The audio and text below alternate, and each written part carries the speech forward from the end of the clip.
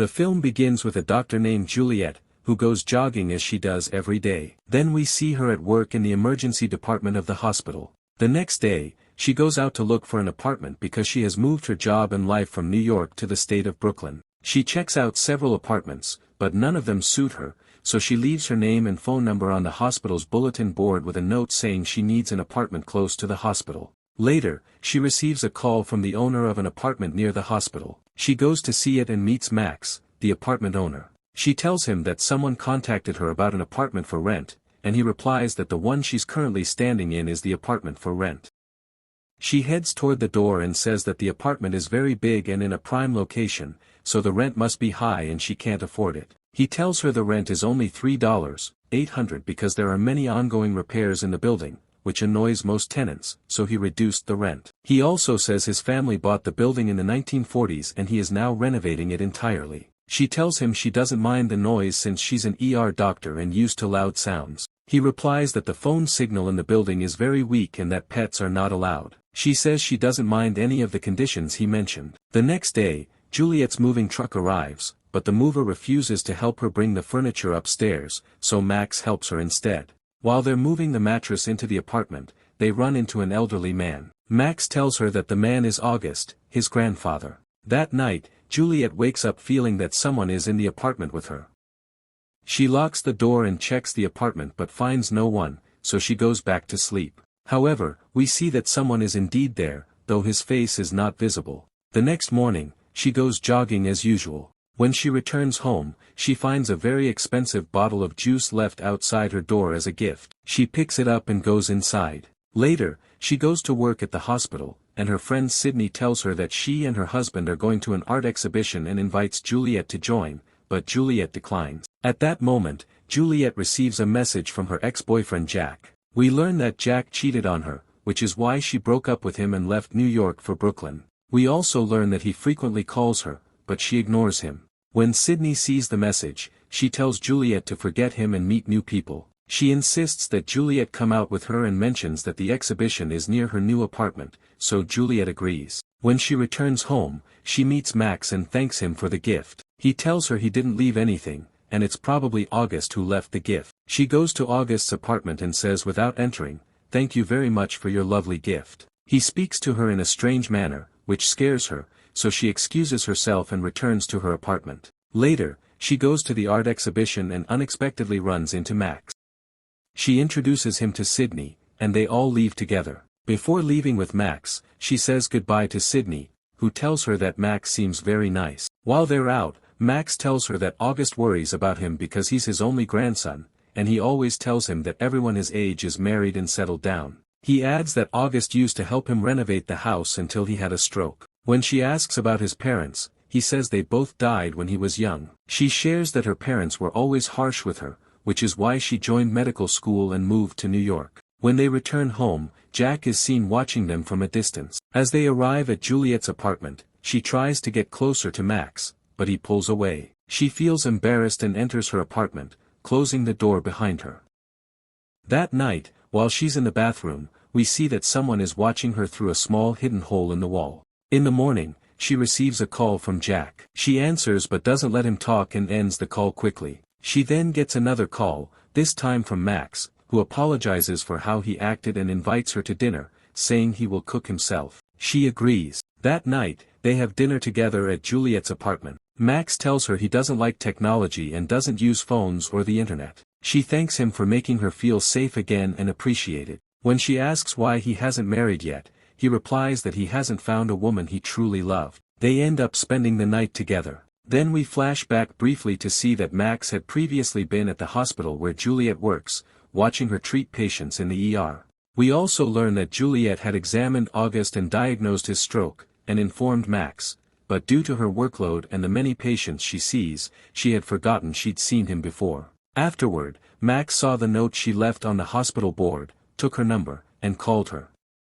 We realize he had been watching her all along and followed her into the art exhibition pretending it was a coincidence. He's seen spying on her through the secret peephole in her bathroom, and we discover there are hidden passageways throughout the apartment that allow him to enter at any time. He was even hiding under her bed the previous night. Back in the present, Juliet pushes Max away because she still loves Jack and can't forget him. Max leaves, clearly heartbroken. The next day, he visits his grandfather and gives him an injection. August tells him, "I know what you're thinking. I know everything that happens in this building." He tells Max he's just as jealous as his father was and adds, "Sadly, although your mother was a beautiful woman, she married my weak son and gave birth to a weak boy like him," then slaps him. The next day, Max sees Juliet entering a cafe and follows her. When she apologizes for what happened, he says, "We rushed things. It's better we stay friends." She responds, "That's very good that you're okay with it because I want us to just be friends too," and leaves. He looks shocked by her reaction. That night, he enters her apartment through the secret passageway. He finds her sleeping and approaches her but then steps back. She wakes up, feeling certain someone is in the apartment. She grabs a knife from the kitchen and searches the entire place. She finds an old wooden wardrobe, and when she opens it, a bunch of old wooden boards falls out. The next morning, Max is at her apartment. When he sees the old wardrobe, he says there's a similar one in August's apartment, but that this one looks much older. She asks if she can use it, and he replies, "Of course you can, but let me fix it for you first." She tells him she has to go to work, and he says he'll fix it while she's gone. She agrees. After she leaves, he starts using all her belongings. Meanwhile, Jack calls Juliet again, and this time she answers and invites him to dinner. When she returns home with many shopping bags, Max offers to carry them for her and takes them to the kitchen. He offers to help with dinner, but she refuses. He responds, "You were the one who tried to get closer to me. I don't understand why you're acting like nothing happened between us." She replies, "We were still getting to know each other, and I felt I didn't want to continue," so he leaves. At night, he watches her through a hidden opening in the kitchen as she prepares dinner. Then, he enters the apartment through the secret passage and takes her phone from her bag, discovering that she spoke with Jack while she was at work. At that very moment, Jack arrives at the apartment with the dog that used to live with them before the breakup. The dog senses someone in the house and heads toward Max, who quickly escapes through the secret door but continues to watch them. Then, he hears Juliet telling Jack that she had met someone recently, but she couldn't imagine being in a relationship with any man but him. Max continues spying on them all night. After Jack leaves, Max sneaks into the apartment and adds a sedative to the juice bottle. Juliet drinks from it while Max watches from the kitchen. That night, when she falls asleep, Max hides under her bed. The next morning, Juliet wakes up feeling extremely exhausted and realizes she missed her shift at work. 2 weeks later, her colleague Sydney tells her, "You've been showing up late to work a lot lately, unlike you." Juliet replies, "I don't know what's wrong with me. I always wake up late and feel drained." When she returns home, she hires a technician to install a surveillance camera in her bedroom and the apartment entrance. He explains that the camera is equipped with motion detection and will automatically record and store footage on her computer. It also captures clear images at night, even without light.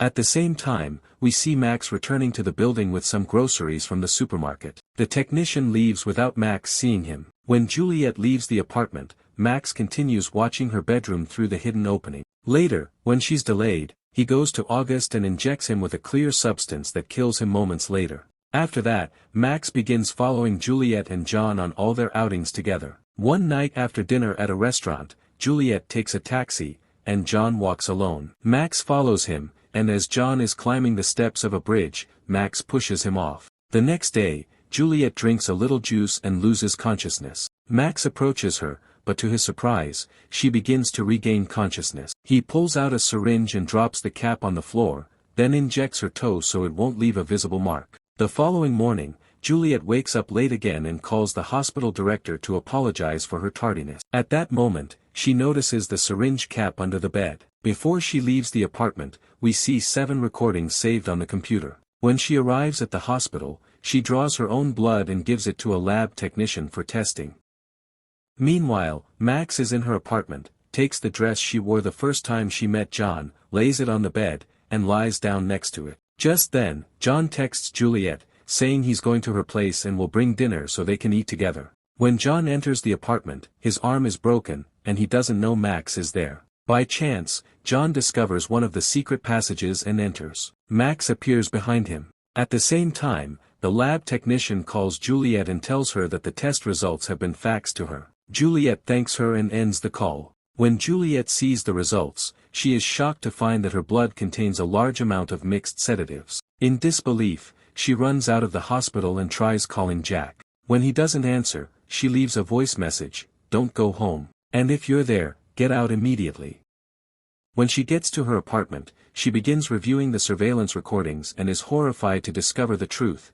She sees Max raping her every night while she's unconscious. She breaks down. At that moment, Max enters the apartment carrying a juice bottle, telling her he brought it for them to drink together.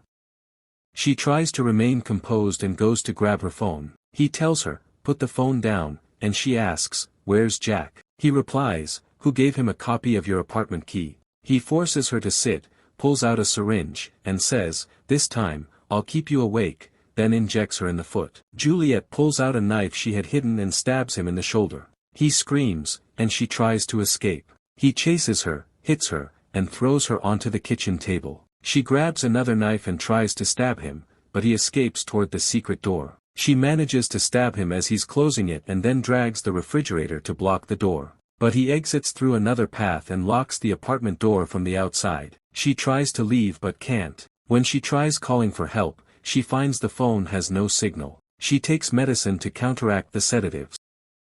Then she tries contacting the police through the internet using her computer, but Max cuts the internet connection before she can send the message. Suddenly, she sees him inside the apartment. As he tries to overpower her, she strikes him and locks herself in the bathroom. She takes a metal pin from the sink and hides it in her pocket. As she looks into the mirror, Max smashes it from the other side and drags her into the secret passage, trying to strangle her. She stabs him with the metal pin and runs away.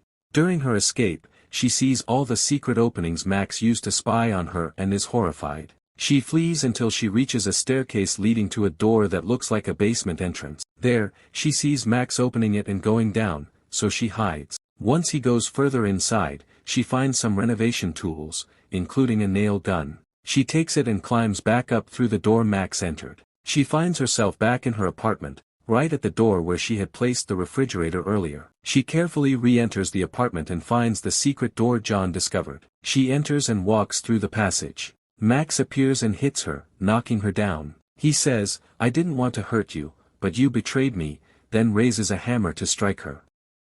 She grabs the nail gun and fires multiple nails into his body, and he falls. Juliet runs into a narrow hallway and crawls through it. Max grabs her foot, but she kicks him and continues crawling until she reaches a room with a steel door. She enters, and just before closing the door, Max catches up. She hits him, locks the door, and tries to exit through the other side, only to find Jack's dead body. At that moment, Max manages to enter the room and wraps his arms around her neck, trying to strangle her. She grabs the nail gun again and fires multiple nails into his chest. He collapses, dead. In the end, Juliet leaves the place and walks away, leaving everything behind.